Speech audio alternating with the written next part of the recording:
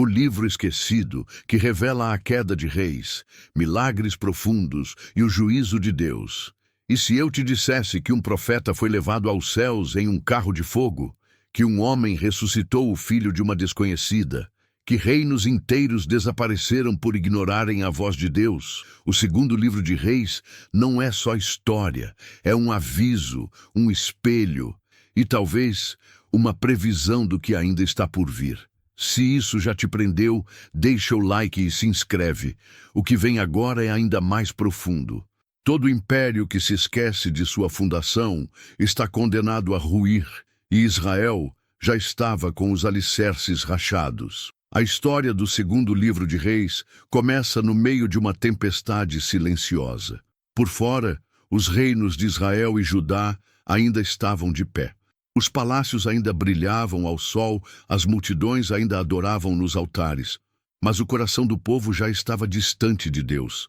A idolatria, a corrupção e o orgulho haviam se tornado norma, não exceção. Os reis, homens cegos pelo poder. O povo, entorpecido por práticas pagãs, alianças estrangeiras e uma falsa sensação de segurança. E mesmo com profetas clamando aos quatro ventos, a maioria fazia o que era mal aos olhos do Senhor. O cenário inicial já é tenso. O rei Acázias de Israel sofre um acidente e, ao invés de buscar a Deus, envia mensageiros para consultar Baal-Zebub, o deus de Ecrom. Um ato que revela muito mais do que ignorância, revela desprezo. O Senhor envia Elias, o profeta de fogo, para interceptar os mensageiros e dar um aviso severo. Acaso não há Deus em Israel para que vades consultar Baal-Zebub? Esse é o tom do livro. Um conflito direto entre a fidelidade a Deus e a sedução da apostasia. E aqui, logo no início, uma cena marcante. O rei manda soldados prender Elias. O profeta olha para eles e diz: se eu sou homem de Deus, desça fogo do céu e consuma a ti e aos teus 50. E o fogo cai. 2 vezes isso acontece. 2 vezes o céu se abre e consome homens armados. Não porque Elias era cruel, mas porque Deus estava deixando claro: a autoridade espiritual não se desafia levianamente. A mensagem era nítida. O juízo viria e ninguém escaparia. Mas então, algo muda. Elias sente que sua missão está chegando ao fim. Ele sabe, e em um dos momentos mais poderosos da Bíblia, ele caminha rumo ao Jordão ao lado de seu sucessor, Eliseu. Uma multidão de profetas observa de longe. Há um silêncio pesado no ar. Então acontece. O céu se abre e um carro de fogo puxado por cavalos flamejantes desce com violência. Elias é levado aos céus diante dos olhos atônitos de Eliseu. Não há túmulo, não há luto, há apenas um manto que cai no chão. E aquele manto carrega mais do que tecido. Carrega o chamado, a autoridade e a responsabilidade de manter viva a voz de Deus em um mundo que já não queria mais ouvir. Esse momento não é só simbólico, é espiritual.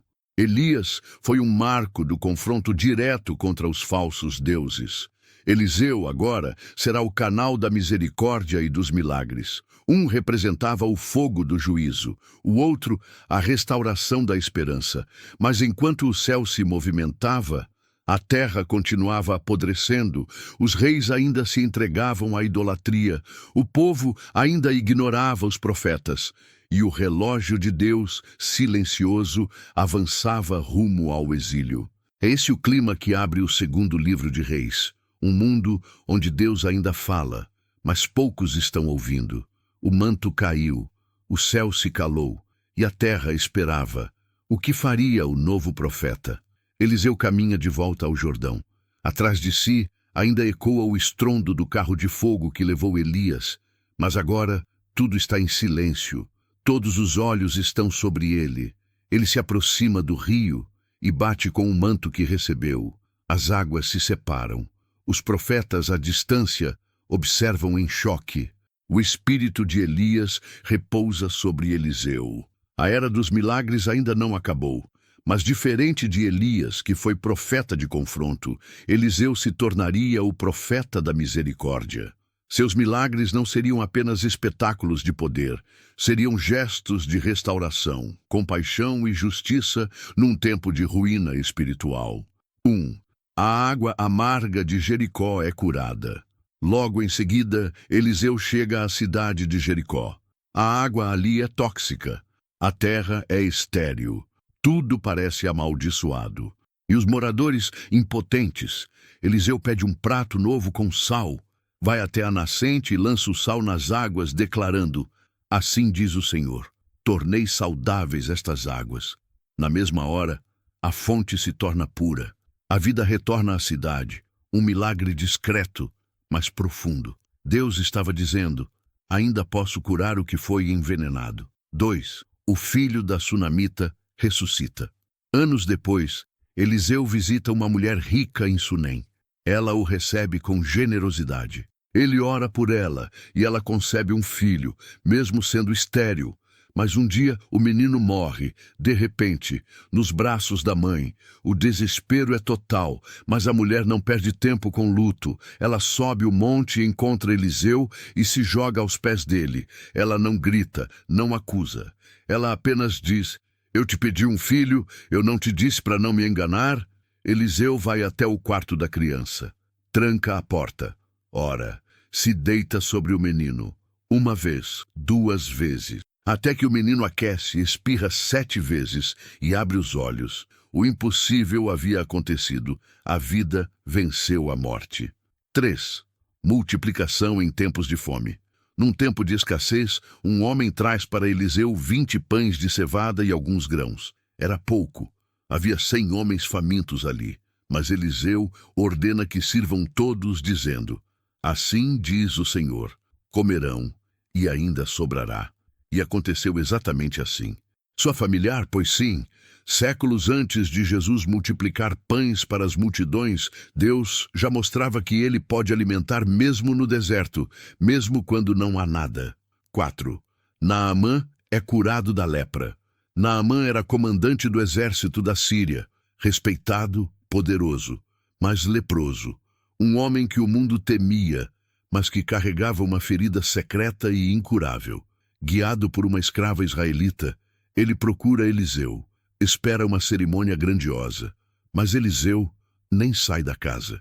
Apenas manda um recado: vá e mergulhe 7 vezes no Jordão.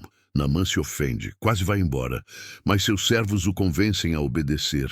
Ele mergulha 1, 2, 5, 6 vezes e nada. Mas na 7ª, quando o orgulho é quebrado, a pele dele se torna como a de uma criança. A lepra vai embora, e com ela, o ego. Naamã retorna não apenas curado no corpo, mas transformado na alma. Esses milagres não eram só demonstrações de poder. Eram sinais de que Deus ainda estava ali, mesmo num tempo de caos, idolatria e decadência espiritual. Eliseu era a prova viva de que a misericórdia divina ainda podia florescer em meio à destruição. Enquanto os reis continuavam a desviar o povo, Deus enviava pequenas fagulhas de esperança. Em Jericó, em Sunem, no deserto, nas águas do Jordão, porque mesmo quando tudo parece perdido, Deus nunca para de agir. Deus falou, Deus esperou, Deus alertou, mas o povo virou o rosto. Os milagres de Eliseu haviam sido sinais claros. Deus ainda se importava, ainda estendia a mão, mas os reis não ouviram, o povo não se curvou, e o tempo da misericórdia começou a se esgotar. O reino de Israel no norte tornou-se um palco de caos político, assassinatos em série, traições e idolatria sem fim. Em menos de 2 séculos, Israel teve 19 reis diferentes, de 9 famílias distintas, e nenhum deles, fez o que era reto diante de Deus. Cada novo governo era mais instável que o anterior. A maioria dos reis chegou ao trono através de golpes ou conspirações. Sangue derramado era o caminho mais comum até a coroa. E cada vez que um profeta se levantava, sua voz era abafada pelo barulho das alianças com nações pagãs ou pelos tambores dos cultos a Baal. O povo seguia o exemplo dos reis. Faziam o que era mal aos olhos do Senhor e andavam nos caminhos de Jeroboão. Jeroboão foi o primeiro rei do reino dividido e também o primeiro a desviar Israel para a idolatria. Todos os outros seguiram seus passos, nenhum quebrou o ciclo. E Deus, paciente, foi enviando mensageiros. Profetas como Elias, Eliseu, Jonas, Amós e Oséias. Todos com o mesmo recado. Voltem, arrependam-se, quebrem os altares falsos, destruam os ídolos, eu sou o Senhor. Mas as palavras foram ignoradas. Então, os ventos do juízo começaram a soprar. Do leste, um império ganhava força. A Síria, brutal, organizada, impiedosa. Eles já haviam engolido cidades e nações vizinhas. E agora, seus olhos estavam sobre Israel. Em 722 a.C., o cerco final começou. A capital Samaria foi rodeada. Fome, medo, colapso interno. O povo que confiava em ídolos agora não tinha mais para onde correr. Após 3 anos de resistência, as muralhas caíram. Israel foi destruído. Homens, mulheres e crianças foram arrancados de sua terra e levados para o exílio em nações pagãs. Os que ficaram foram misturados com estrangeiros. A identidade da nação foi desfeita como poeira ao vento. O reino do norte, que havia sido lar de profetas, onde milagres aconteceram, desapareceu. Nunca mais se reergueu, nunca mais teve rei, nunca mais teve altar. Porque desprezaram os decretos do Senhor, seu Deus, e seguiram vaidades. Segundo Reis 17. Não foi apenas uma derrota militar, foi uma consequência espiritual. O capítulo 17 de 2 Reis é um dos trechos mais tristes e importantes de toda a Bíblia. Ele faz uma pausa na narrativa para explicar por que Israel caiu. É como se o autor dissesse: você precisa entender, isso não foi só política, foi o juízo de um Deus paciente que foi rejeitado 1, 2, 1000 vezes. A destruição de Israel é um lembrete de que o pecado repetido cega, de que o silêncio de Deus não é aprovação, é misericórdia atrasando o juízo. E de que todo império, todo povo, toda alma que rejeita a voz divina, um dia colhe o que plantou. Enquanto o norte se tornava pó, o sul, Judá, ainda permanecia. Mas por quanto tempo? O relógio profético continuava avançando.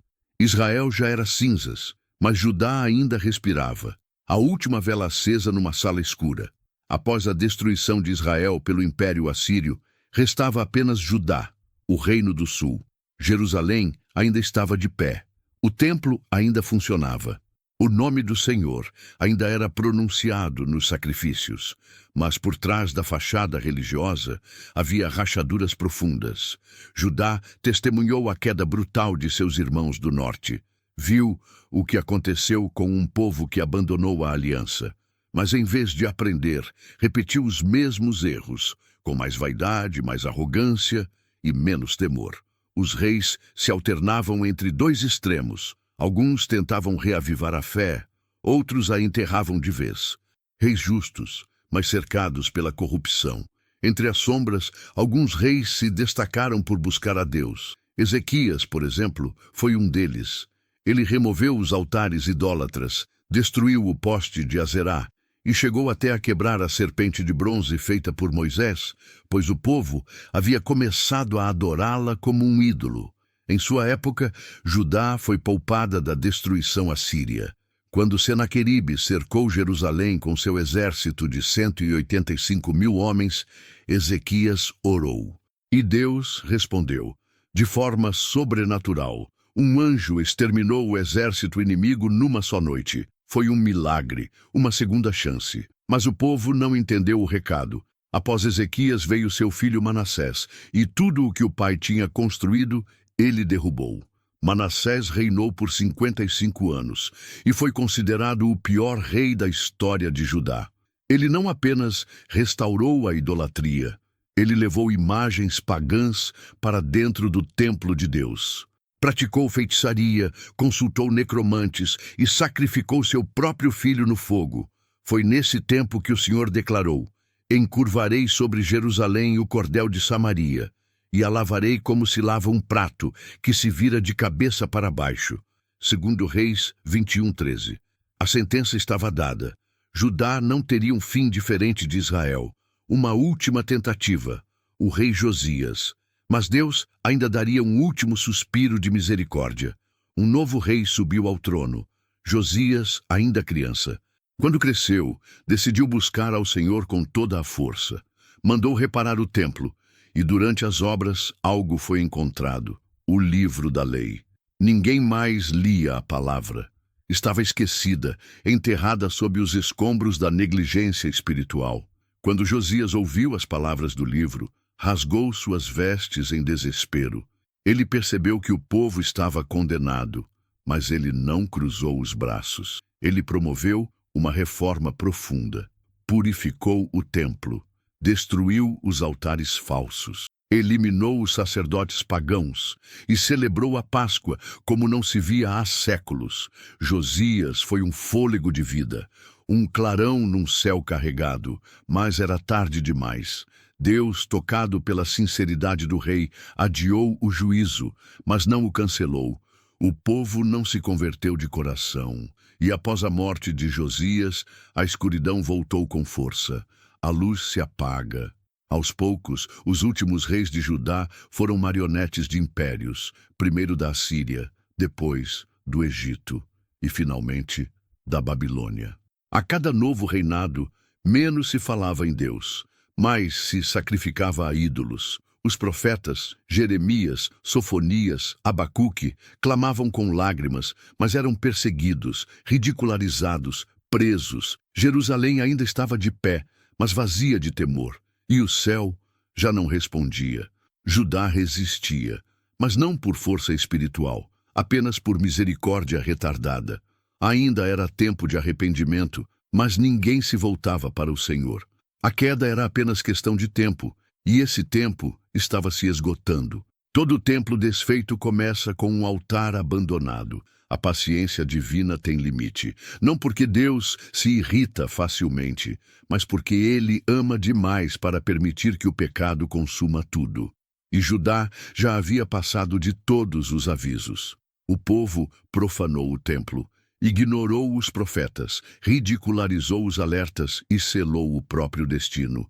Mesmo diante das lágrimas de Jeremias, das visões de Sofonias, dos clamores de Abacuque, ninguém se curvou. Então, em 586 a.C., a Babilônia veio como um vendaval de fogo.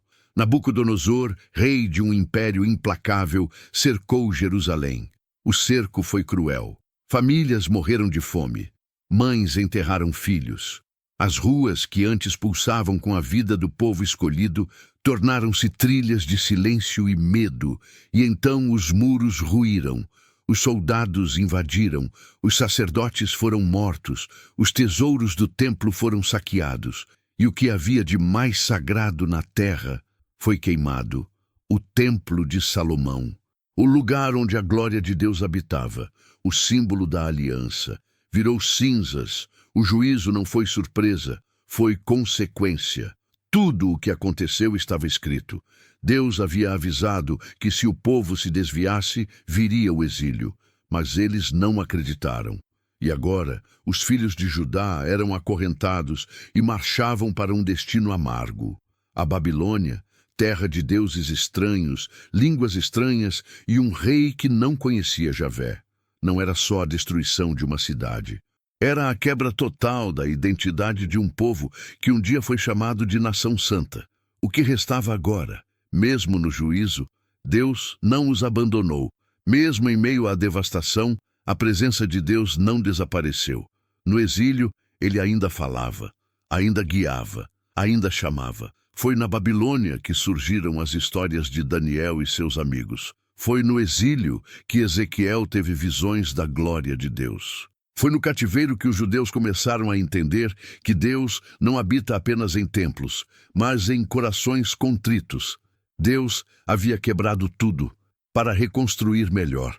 O fim do livro, uma última página, com luz. E então, quando tudo parecia encerrado, o segundo livro de Reis termina com uma cena inesperada. O rei Joaquim de Judá, que havia sido preso e humilhado por décadas, recebe misericórdia. O novo rei da Babilônia, Evil-Merodach, o tira da prisão, lhe dá roupas novas, um lugar à mesa real e provisões constantes. É uma nota suave, uma luz tênue, mas poderosa. Assim, lhe foi dada uma posição mais elevada do que a dos outros reis exilados na Babilônia. Segundo Reis 25:28. Por quê? Porque a aliança de Deus nunca foi totalmente destruída. Porque mesmo quando tudo desmorona, a misericórdia pode nascer das cinzas. O exílio não foi o fim, foi o recomeço.